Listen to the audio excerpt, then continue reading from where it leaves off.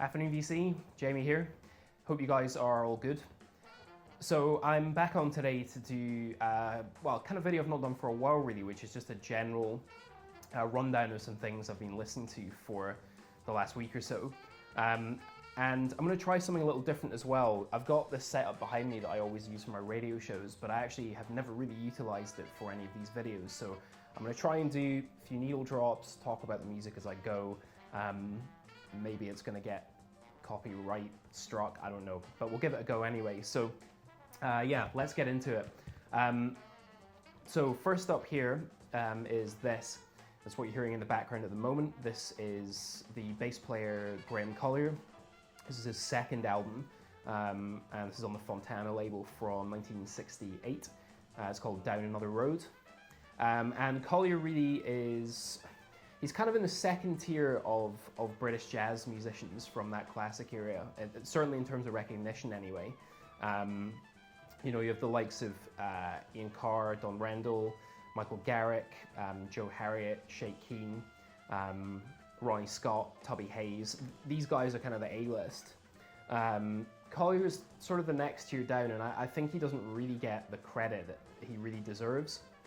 I've shared one of his records before, Deep Dark Blue Center, on this channel. And yeah, he often gets compared to Charles Mingus, Duke Ellington, Gil Evans, mainly for the way in which he writes for his ensembles. He's a composer that very much creates music for the specific musicians in his band.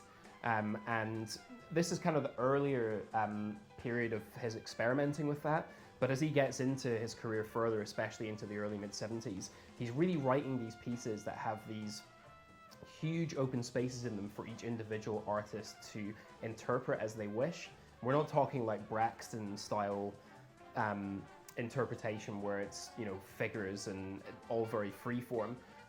It's more almost like he gives the musicians a roadmap, and they're all reading off the same roadmap, but how they choose to get to the destination is kind of up to their interpretation. So it's still within a form. It's not completely freeform. But yeah, this is his second album. Features Harry Beckett on trumpet as well. He's another musician from this era that probably doesn't get the credit he's due. A marvelous trumpet player. And actually Beckett sort of credits Collier with being one of the real innovators of jazz rock. But at this point he's applying it to acoustic instruments, so it doesn't have the same cut through. This track, for example, is Aberdeen Angus, named after our finest Scottish beef. But this really is, you know, it's a driving rock beat. You got John Marshall on drums, who'd later go on to be the drummer in Nucleus, and also Soft Machine from their fifth album onwards. Yeah, I mean, that's a driving kind of funky rock beat. Doesn't sound entirely out of place with the stuff that Jet DeJohnette's doing at this point. That kind of rolling, tumbling drum sound. But yeah, this is a great album. You know, great playing, really, really great, interesting compositions. The standout for me actually is not this track, it's another one called Danish Blue. It's about 17 minutes long, and it is that almost suite-like series of suite-like form with this series of different movements within which each player can express themselves. And the moment where Beckett has his solo and the whole band drops out, it's just Harry Beckett and Graham Collier supporting him on bass. It is beautiful, beautiful stuff. So well worth checking out. Well worth checking out on YouTube. Yeah, Graham Collier, Down Another Road. So we'll stick with a bit more British jazz here. That's been kind of the headspace I've been in the last few days.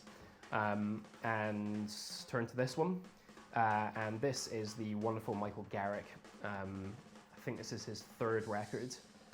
This is on the Argo label from 1965. It's called October Woman. This features Joe Harriott on alto sax and also Shake Keane on trumpet. I'll just flip that on here for you. This album really is kind of, in many ways, the moment that British jazz sort of steps out of the shadow of the US and of the American music. Up until this point, guys like Tubby Hayes, like Ronnie Scott, they're kind of playing their own version of bebop and hard bop. It's very much a homage to the music coming out of the US. The next generation of musicians that come through, Garrick is very much one of them, Ian Carr is another, Mike Gibbs. These guys are bringing something different. They're bringing something different to the party. And this album really, as I say, is the first example, I think, where you hear a really distinctive British twist on jazz. There are a few ways I think that manifests itself. First, there's a really distinctive melancholia to this music. It has this kind of bittersweet, downcast quality to it. And in many ways it sort of reminds me of the kind of the romanticism, the poets of the Romantic movement like Wordsworth and Keats especially, where you have this this notion of fleeting beauty, right? This moment that is here, but in a sense you're acknowledging of the beauty of it. You're also aware that it's going to pass, it's going to die, it's going to move on.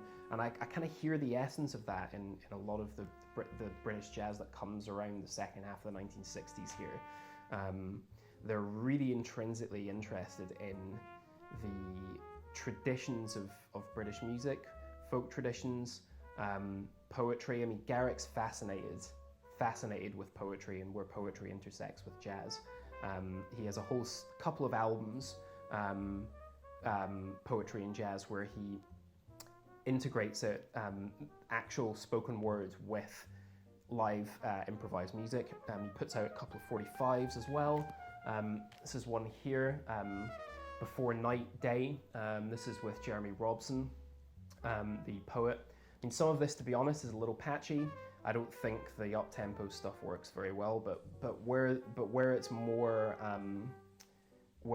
hushed and more reserved, there's a real kind of haunting quality to it. Yeah, but they're really interested, these musicians, in the folk traditions of the country, and you also begin to hear the drawing in of that kind of British diaspora. You know, this is a sort of post-colonial music, really. We're drawing in sounds from the Caribbean and from the immigrants who have come from the former colonies. So a lot of sounds from India, a lot of raga influenced stuff. Garrick really pushes that quite heavily on the albums that come after this, the Indian influence especially. So yeah, it's fascinating music, this. I'm maybe tempted to do a bit of a deep dive into British jazz in another video, because there's tons to talk about, and I don't think that many people really pay a lot of this any attention still. But it's well worth checking out a little more. It's very, very distinctive. As I say, totally different, charting very much its own path from what's happening in the US at this point. Yeah, so that's Michael Garrick, October Woman.